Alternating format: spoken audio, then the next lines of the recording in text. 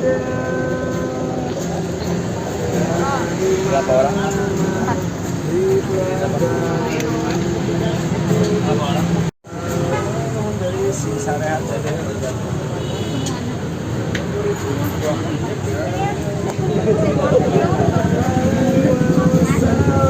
Sehat selalu kakak, semoga lancar selalu usaha. Dari Tangerang, Jakarta ada? Dari mana? Lampung, luar biasa. Oke, sekali lagi selamat datang di Bandros ya. Jadi ini dinamakan Bandros ya. Bandros ini apa sih Kang? Bandung to Ambas ya. Jadi sesuai dengan namanya kita akan berkeliling kota Bandung di sini, dan di sini kita tidak hanya keliling saja ya.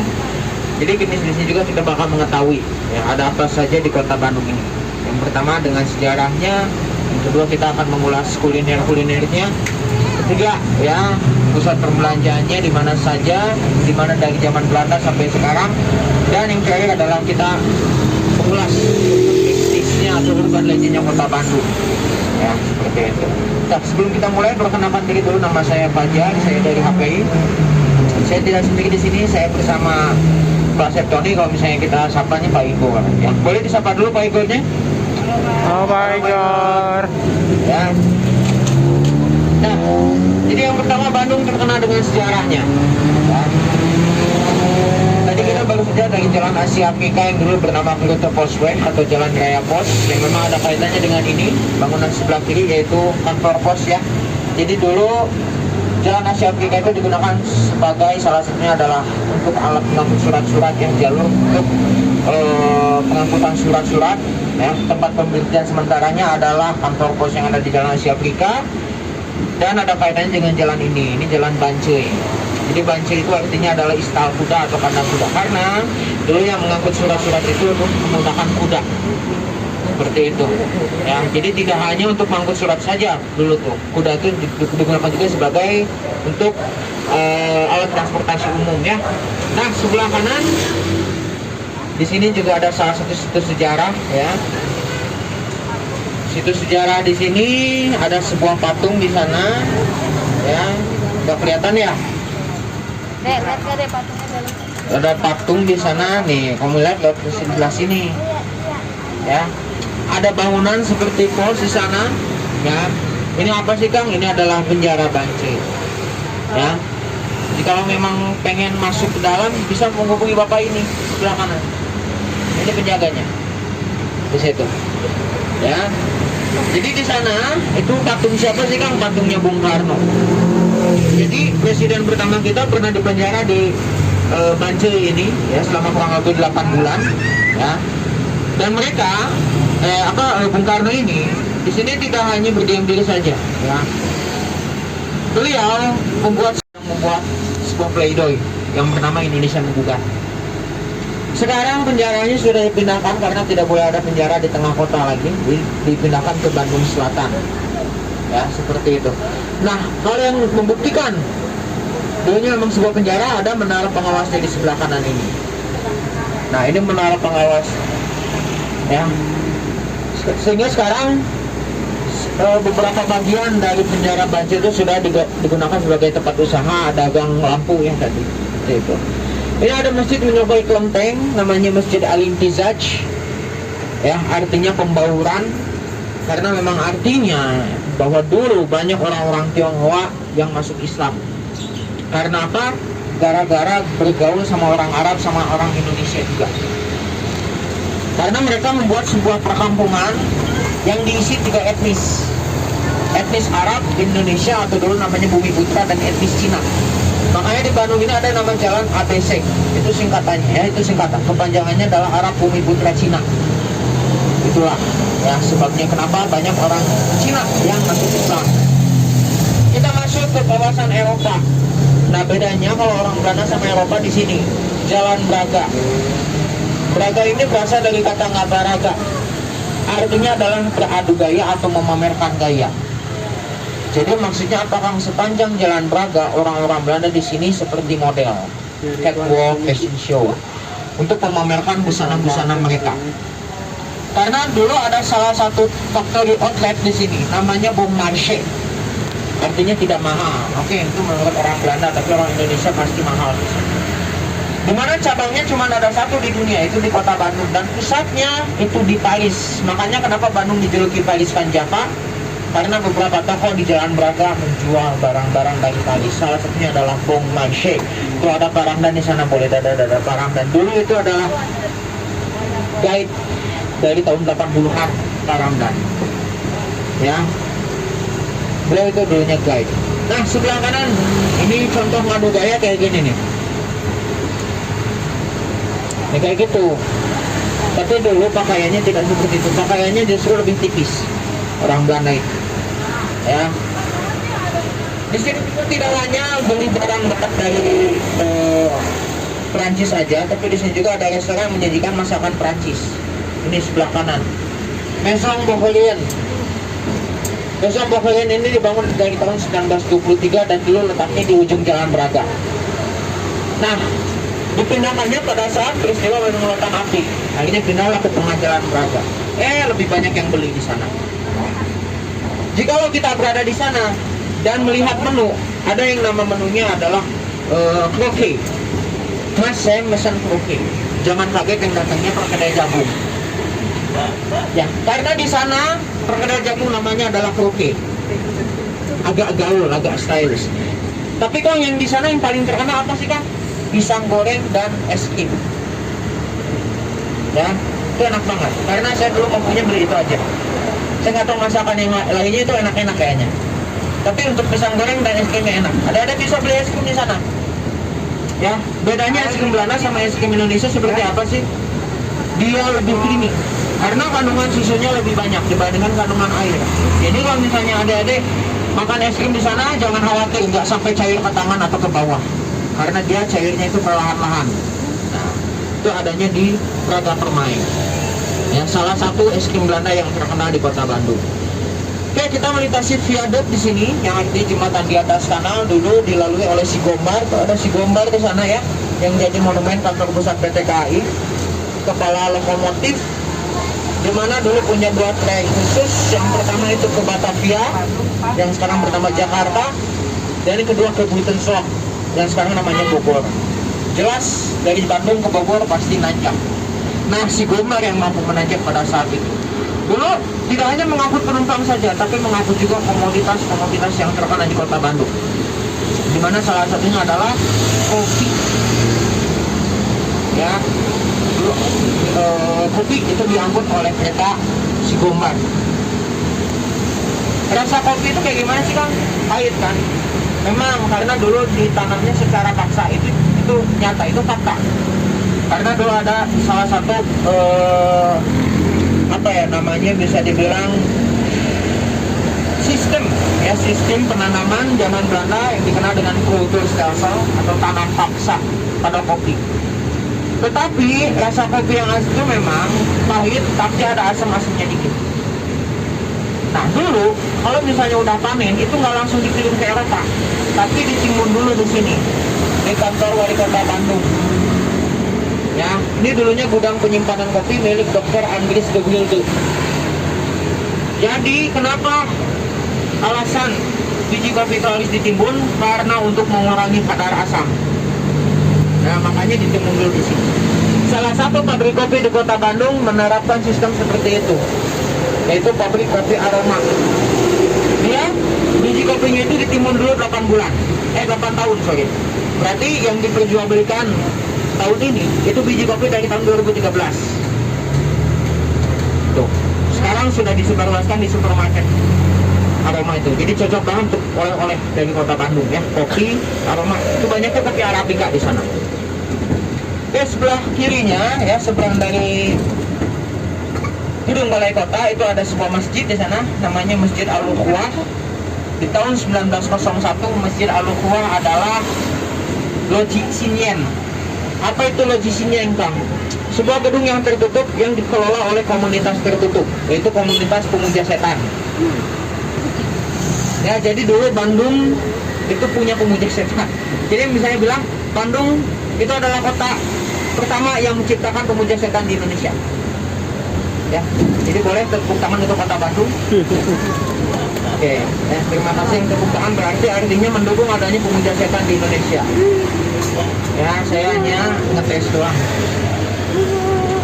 Tapi kenapa kan banyak pemuja setan di Indonesia? Yang pertama banyak orang Belanda. Karena tercatat Belanda itu negara yang paling banyak pemuja setannya, itu pertama. Yang kedua, itu banyak anak muda. Kenapa anak muda? Anak muda tuh pikirannya masih labil. Anak muda tuh gampang dicuci otak, gampang dihipnotis. Ya. Sehingga dulu kalau misalnya mau masuk anggota pemuja setan, itu caranya kayak gimana? Seperti MLM. Jadi dia dirangkul dulu, kamu kesini. Apa kan? Kamu mau gak masuk jadi anggota Freemason? Nah dulu awal kata Freemason itu dari sini. Kalau kita ngomong mau nggak jadi anggota pemuja setan, pasti nggak mau.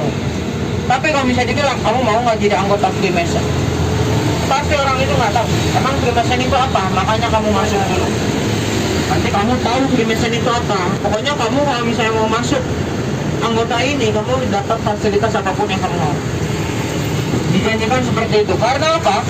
Satu anggota dikasih satu kamar hotel untuk tempat tinggal mereka, di mana hotelnya dibangun di Jalan Merdeka.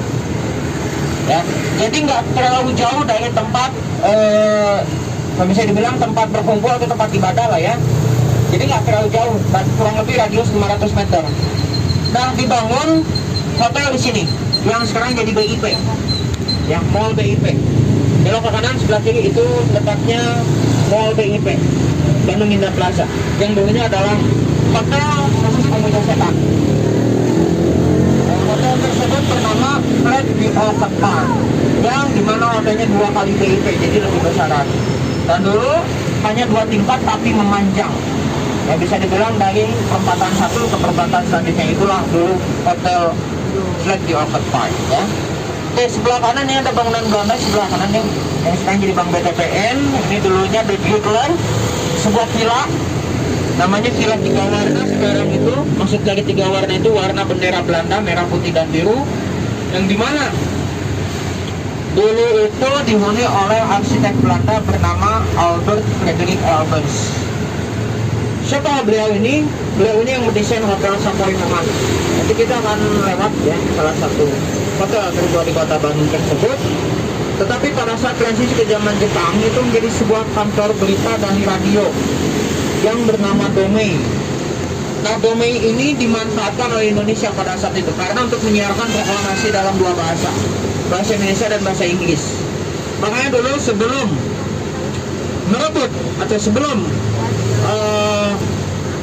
menyiarkan proklamasi dalam 2 bahasa, terjadilah pertempuran yang dimenangkan oleh Indonesia, sehingga disematkan jadi nama taman di sebelah kiri, Taman Radio namanya.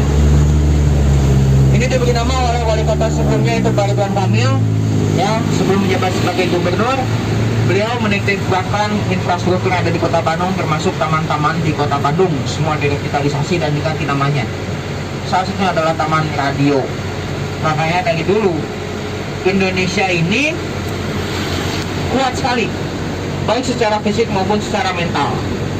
Ya, lawan Jepang aja bisa menang. Itu Indonesia dulu. Beda dengan sekarang. Lawan Thailand kalah. Kita ibarat gitu. Ya, tapi insya Allah semoga menang ya. Juara Karamol. Nah, taman tersebut berada di Jalan Dago dan kita masih berada di Jalan Dago. Orang-orang Bandung menyangka Jalan Dago ini memang kawasan yang paling ramai, ataupun orang luar kota Bandung, apalagi orang Jakarta biasanya. Orang Jakarta kalau ke bukit, ujung-ujungnya pasti ke puncak. Nah, salah satu alternatif lain adalah ke Bandung, yaitu ke Jalan Dago. Karena di sana banyak kedai kopi, banyak tempat nongkrong. Tapi kalau dulu ini adalah hutan belantara, sangat bertolak belakang sekali.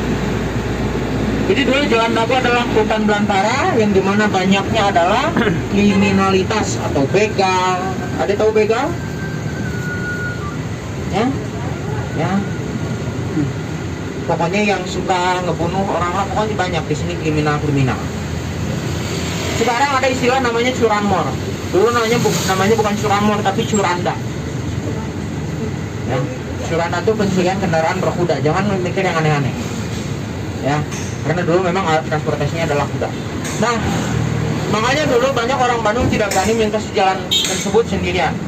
Oleh karena itu, kalau misalnya pengen melintasi jalan tersebut, berteriaklah sekencang mungkin, biar orang-orang ngedengar. Berteriak apa, Kang? Bro, dagoan bro. Yang artinya, bro tungguin.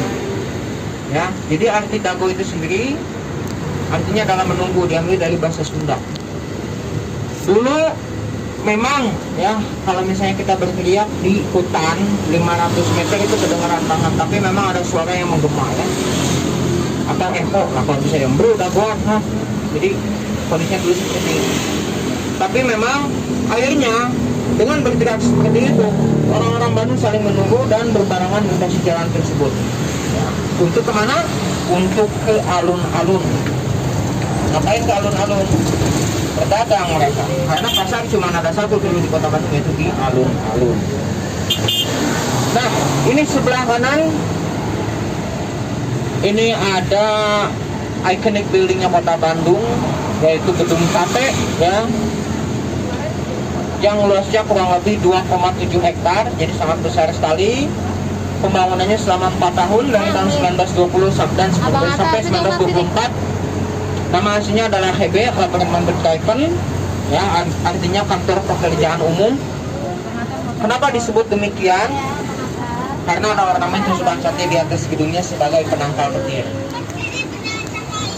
Ya, bisa dilihat di situ juga ada bulatan-bulatan di atasnya berjumlah berapa sih? Ada 6.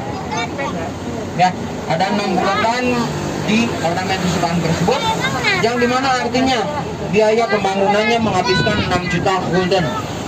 Kalau kita konversikan ke rupiah, kalkulator rusak. Karena malnya banyak banget, ada 13, berarti puluhan triliunan rupiah untuk pembangunan gedung sate ini. Dan di belakangnya juga ada tukang sate. Itu salah satu kuliner terkenal. Itu boleh dicoba, silakan. Ya, untuk hari Sabtu dan Minggu jam segini ngantrinya 50 meter. Jadi kalau misalnya mau beli sate di sana siang-siang, karena ngantrinya lumayan pendek. Betul. Dan gedung sate pun memiliki basement. Di mana basementnya, Kang, yang sekarang jadi museum. Di sebelah timur dari gedung sate adalah Museum Pos Indonesia. Museum Pos Indonesia ini gratis, silakan masuk pakai angker. Ya, pokoknya di Bandung segala sesuatu yang angker itu pasti gratis. Salah satunya adalah Museum Pos Indonesia. Dan di sini ada Taman Lansia, karena dunia itu sekarang terbalik ya. Taman Lansia tapi isinya anak-anak. Ya, karena ada dinosaurus. Dinosaurus itu kaitannya dengan ini. Sebelah kiri, Museum Geologi. Museum Geologi adalah museum terbesar se Asia Tenggara yang memiliki fosil T-Rex. Nah, jadi ini salah satu wisata edukatif untuk anak-anak. Ada tapi saya belum tahu fosil T-Rex. Terus fosil mamut ya, mamut itu yang gajah purba yang ada di film Ice Age. Nah, itu ada di sana fosilnya. Ya, jadi silakan, tiket masuknya paling update terakhir itu 5.000. Ya, boleh dikunjungi. Nah, kalau misalnya di sana kecapean, lapar, karena di sana museumnya gede banget ya, 2 jam bisa kita keliling-kelilingin. Tenang, di sini juga ada kuliner. Di sini banyaknya orang-orang luar kota Bandung, termasuk orang Jakarta. Nyobain masakan Sunda kemana? Ini salah satunya ada alas daun. Sebenarnya di sini ada 2 restoran. Yang pertama ada alas daun, ini masakan Sunda. Ada seafood seberangnya, ADL, hidangan dari laut. Sekarang memang masih sepi. Nanti kalau misalnya udah jam 11 sampai malam, ini macet di sini. Karena dipakai parkir mobil di sini. Nah, banyak yang mengunjungi sini sama sini. Banyaknya sini sih. Pakai semua. Seakan-akan Jakarta pindah ke Bandung. Ya. Karena di situ enak, rasanya enak banget. Ya, alas daun itu maksudnya adalah restoran yang menyajikan masakan-masakan di atas daun pisang. Tapi nggak semua masakan ya. Berarti belum konsisten. Ya, karena sayur asam tuh masih di mangkok. Itu belum berani di atas daun pisang karena takut bocor. di situ. Nah, kita masuk Jalan Citarum, diambil dari nama sungai. Di sini juga ada salah satu ruas jalan yang menyajikan yogurt terkenal di kota Bandung, yaitu Jalan Cisangkuy. Kemana Kang? Belok ke kanan. Ini Jalan Cisangkuy. Ya, Cisangkuy itu terkenal sama yogurtnya. Yogurt legendaris dari tahun 90-an. Harganya itu 30.000 satu gelasnya. Kakak butuh di sini. Saya pernah ngajak ibu-ibu ke sana pengajian. Ibu pengajian ke sana 15 orang. Ternyata mereka belinya cuma segelas tapi sedotannya 15. Itu nyata. Itu nyata. Benar. Jadi ini antara hemat dan pelit. Memang 11-12 ya. Ibu-ibu itu. Makanya di sini banyak kejadian unik. Contohnya naik kuda aja itu bisa menimbulkan perkelahian antara ibu dan tukang kuda. Itu nyata. Kenapa? Untuk naik kuda tuh bayar 25.000. Nah, yang di pikiran ibu-ibu apa? Menawar. Pernah ada yang ngawar 10.000, Mang boleh 10.000. Aku nggak bisa, ini udah harga atas. Mang kasihan anak saya udah nangis. Terus saya udah pusing, ibu ngomong aja sama kuda saya. Apakah salah? Tidak kan? Karena yang dinaikin siapa? Kuda. Jadi silakan negosiasi dengan kuda. Atau enggak gratis, Bu? Benar Mang, gratis ya, tapi kuda naik ibu. Jadi milih. Anak ibu naik kuda atau kuda naik ibu. Nah, itu makanya jadi salah satu pembelajaran bahwa memang ya, seenggaknya kita bisa membagikan anak-anak. Emang uang tidak bisa membahagiakan, uang tidak bisa membeli kebahagiaan, tapi uang bisa menyewa kebahagiaan. Salah satunya adalah naik kuda. Tepat di depan SMA 20 tadi. Di mana SMA 20 orang Bandung mengenanya, oh ini tempat syuting film Dilan. Udah itu aja. Padahal SMA 20 itu memiliki sejarah lainnya. Salah satunya adalah di mana tentara-tentara Belanda disekap atau disiksa oleh tentara Jepang. Jadi kalau misalnya kita pikir Belanda sama Jepang, lebih sadis Belanda sampai lama 3,5 abad. Tapi yang lebih kejam adalah Jepang sebenarnya. 3,5 tahun tapi rasanya 3,5 abad. Salah satu bukti lainnya apa? Nih, Jalan Lombok. Dulu ini adalah tempat pembantaian yang paling sadis. Kenapa pembantaian? Dulu rumah-rumah di Jalan Lombok ini digunakan sebagai tempat penyekapan juga, tapi khusus untuk anggota keluarga dari tentara Belanda. Ya. Satu rumah dulu diisi 20 orang, dan dulu rumahnya nggak seperti ini. Dulu rumahnya kecil-kecil, tapi halamannya luas. Itu sedikit-sedikit rumah Belanda kelas menengah. Nah, tapi banyak orang Belanda yang tidak kuat. Akhirnya apa? Kabur. Ketahuan sama orang Jepang. Oh, itu ada yang kabur, tembak mati langsung di tempat. Makanya di sini banyak mayat-mayat yang berseceran, ya, di pinggir jalan. Makanya menjadi tempat pembantaian yang paling sadis di kota Bandung, di mana tentara Jepang atau tentara Jepang menyiksa anggota keluarga dari orang-orang Belanda. Tidak hanya orang Belanda ya, tapi ada campuran juga blended Indo-Belanda, ya, Hindia-Belanda. Ada juga di sini. Oh, desa ketiga semua. Ya. Makanya dulu Jalan Lombok ini jalan yang paling sadis, jalan yang ditakuti oleh orang-orang Bandung. Tapi sekarang justru diminati oleh orang-orang Bandung. Kenapa? Banyak kuliner di sini. Tentunya adalah bakso. Ini salah satunya, di sebelah kanan ada cuimi. Kita bisa ngebakso jadi sarapan. Karena jam 7:30 udah buka di sana. Banyaknya yang beres olahraga langsung makan bakso. Sama aja bohong. Olahraga kan ngebakar lemak, diisi lemak lagi. Tapi itu namanya hobi ya, makan bakso gimana lagi. Itu biasanya jam 3 udah habis. Tapi tenang, di sini juga masih ada tukang bakso lainnya. Romi Bakmi Lombok di sebelah kiri. Tapi ini sering jadi debat sama ini. MS Glow. Untuk ibu-ibu. Tuh bakso atau MS Glow ya. Kata Pak Igor, MS Glow itu apa? Dimana ibu-ibu kalian glowing tapi bapak-bapak kalian pusing. Itu kata Pak Igor. Makanya kalau misalnya adik-adik uang jajannya kurang, itu jilatin muka mamanya, karena uang jajannya ada di situ. Nah, kita masuk ke tempat mistis di kota Bandung. Dimana mistisnya Kang? Di sebelah kanan, rumah kentang. Dulu namanya Loji Hermes. Loji Hermes itu digunakan sebagai tempat kebatinan pemuja setan juga yang percaya zodiak. Jadi dulu orang Belanda tuh benar-benar percaya sama zodiak. Mereka kalau misalnya nyari jodoh itu masuknya ke sana. Itu digunakan sebagai tempat ramal, tempat filosofi juga, bisa dibilang tempat outsourcing juga karena banyak orang Belanda yang nyari kerja itu masuknya ke sana. Itu tempat mistis yang pertama, disebut rumah kentang karena setiap kita melintasi rumah tersebut pada malam hari di atas jam 11 itu sering tercium aroma kentang rebus. Sama halnya dengan ini sebelah kanan, ini tempat mistis juga. Molucanta, taman tertua ketiga. Di sini mistisnya adalah lelaki bertulang lunak. Benca. Gak perlu dipesto. Dulu memang ya banyak bencong di sana.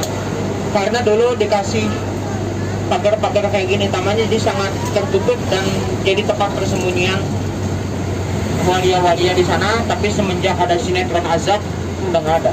Takut. Ya. Tapi jangan salah, Taman Maluku adalah taman yang bermanfaat di kota Bandung. Kita ambil contohnya, salah satunya adalah Dayakolot. Kenapa harus Dayakolot, Pak?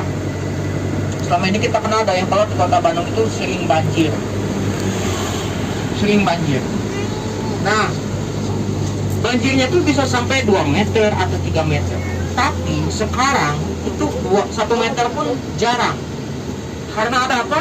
Ada danau retensi. Danau retensi pertama kali di kota Bandung adalah Taman Maluku. Karena dulu Bandung sempat banjir di sini tuh.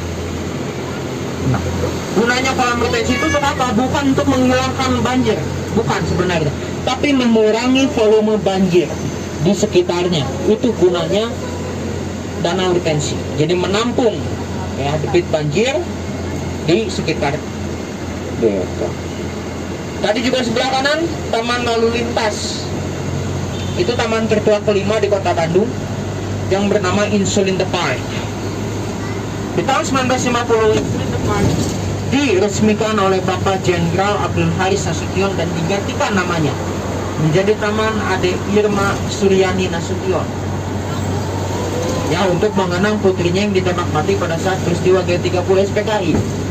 Nah, selang 1 dekade kemudian atau 10 tahun kemudian diambil alih oleh Polrestabes Bandung sebagai sarana pelatihan rambu-rambu lalu lintas. Makanya disebutlah Taman Lalu Lintas. Tapi dulu isinya sama siapa? Geng motor, bukan anak-anak. Kenapa emangnya? Dulu kalau misalnya ada geng motor atau remaja yang ugal-ugalan ditangkap di penjara tetapi tidak langsung dibebaskan. Dikasih pelatihan dulu rambu-rambu lalu lintas di sana. Jadi biar tahu pas di jalanan nanti teh, oh merah berarti artinya berhenti. Nah kayak gitu contohnya. Jadi kasih permulaan rambu-rambu lalu lintas itu seperti apa, tanda stop segala macam. Makanya dulu taman lalu lintas itu untuk geng motor, melatih, menyadarkan mereka agar lebih aware, agar lebih sadar ya di situ. Nah, daripada terbengkalai ke sini jadikanlah tempat wisata untuk anak-anak. Makanya sekarang taman lalu lintas itu digunakan untuk tempat wisata untuk anak-anak. Seperti itu. Tapi nyatanya untuk ibu-ibu sebenarnya. Ya banyaknya malah ibu-ibu di taman lalu lintas. Saya nggak tahu ini kebalik juga. Nah, tadi taman lain sih isinya anak-anak. Oh, akhirnya ibu-ibu udah ini sih taman anak-anak. Balas dendam. Ternyata mereka bukan balas dendam di sana karena mengadakan ritual namanya botrang. Botrang ini artinya makan bersama. Itu diambil dari bahasa Belanda dari kata boterham. Artinya adalah roti lapis isi daging ham. Beda jauh kan? Ya itulah orang Sunda kayak gitu. Orang Sunda tuh ada istilah namanya asbun, asal bunyi. Karena di mana orang mereka yang dilihat itu yang dinamakan oleh mereka. Karena dulu kondisinya banyak orang Belanda yang sedang makan bersama dan membawa boterham untuk anggota keluarga lainnya yang tidak membawa makanan. Dan menawarkan boterham itu ke anggota keluarga lainnya. Boterham menawarkan. Tapi dilihat sama orang Sunda, oh itu lagi makan bersama. Oh ngomong boterham. Di situ muncul misunderstanding. Makanya sampai sekarang kalau ngomong sama orang Sunda itu jarang yang nyambung.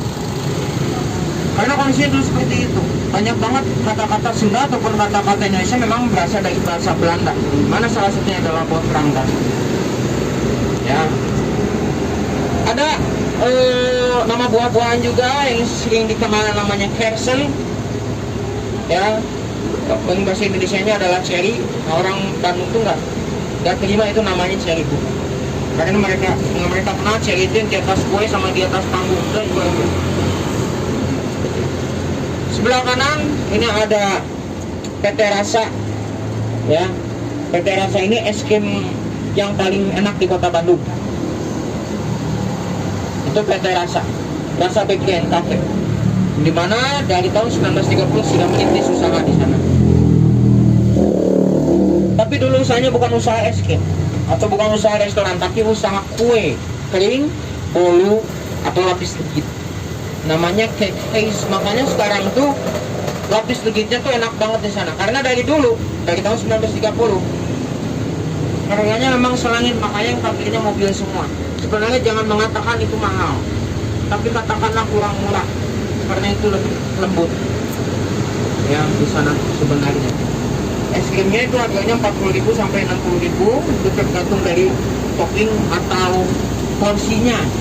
Ya, di situ. Karena dari cake face itu berkembang jadi sebuah kedai, namanya kedai Celebes. Nah, dia menggunakan kopi dan kina, yaitu Peanger Planters. Nah, tempat kopinya di sini dulu. Tetapi memang dulu hanya sebuah tempat kelontong saja, namanya toko Tein. Tapi bangkrut, dibeli oleh orang Belanda, namanya Pandit Rokon, jadi karena sebuah hotel dan tempat nongkrong. Peanger namanya.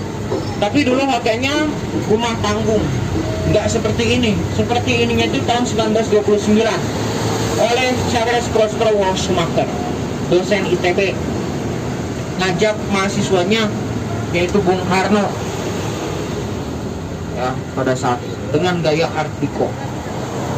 Nah, ini salah satu monumen yang bersejarah di kota Bandung, titik kilometer 0. Ya, itu bisa dilihat ada patung-patung. Ada patung yang rambutnya gondrong, itu namanya Dendels. Ya, dulu Dendels ini membuat sebuah jalan anyar Panarukan, baru nyampe Bandung tanggal 25 Mei 1810 dan menancapkan dokonnya di sini dan berkata, pastikan kalau saya datang lagi ke sini ini sudah menjadi sebuah kota. Akhirnya apa? Selama 3 bulan pembangunan kota Bandung berlangsung dan tanggal 25 September 1810 dijatuhkan hari lahirnya kota Bandung. Nah, ini Hotel Savoy-Homan, ini hotel terbaik pertama. Yang tadi arsiteknya tinggal di Jalan Dago ya, di The Trickler. Di tahun 1921 dan 1930. Tapi bangunannya yang aslinya itu di tahun 1870 pembangunannya. Sebelah kanan ini ada Showboat Concordia, ya, atau kita sapanya Concordia aja deh, ya. Concordia ini tempat hiburannya orang-orang Belanda dan Eropa. Tidak boleh ada orang Indonesia kecuali orang campuran. Ya, di sini. Sekarang Gedung Merdeka ini digunakan untuk tempat perteduhan waktu hujan. Karena di sini banyak cosplay. Ada ini bisa foto-foto di sini. Tuh, cosplay ini banyaknya, ada robot. Ada Pikachu. Tuh. Ya.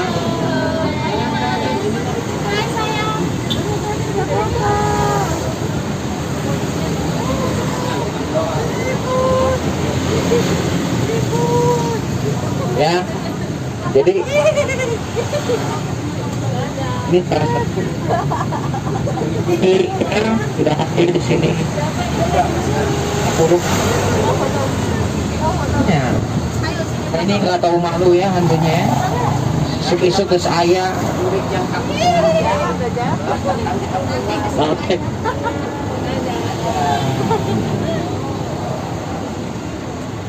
Situ ya. Jadi komunitas benar ya.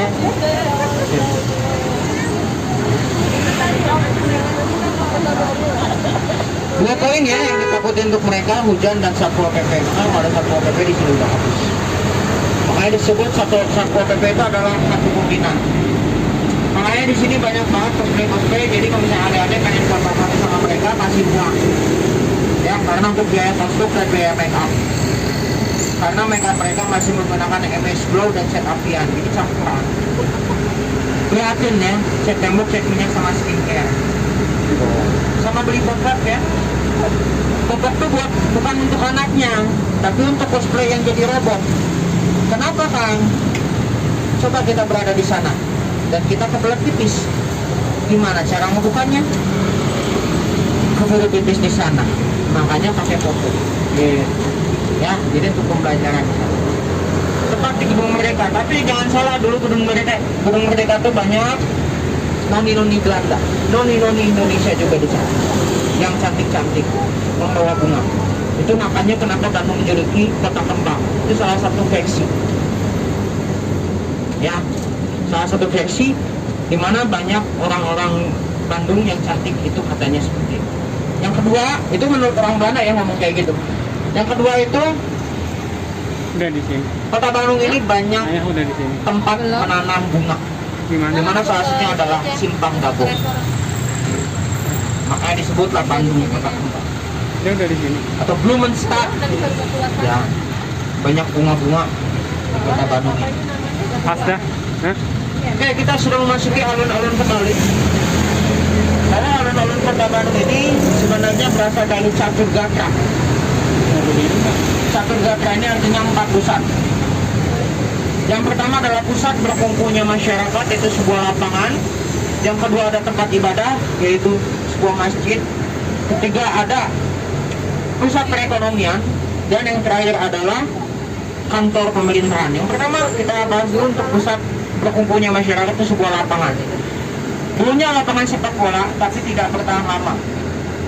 Nah, akhirnya pindah ke depan gedung sate. Makanya tadi di depan gedung sate ada yang namanya Gasibu. Gasibu itu apa, Kang? Gabungan Sepak Bola Indonesia Bandung Utara. Makanya disebutlah Gasibu. Kok ada Bandung Utaranya? Berarti ada Bandung Selatannya dong. Memang ada.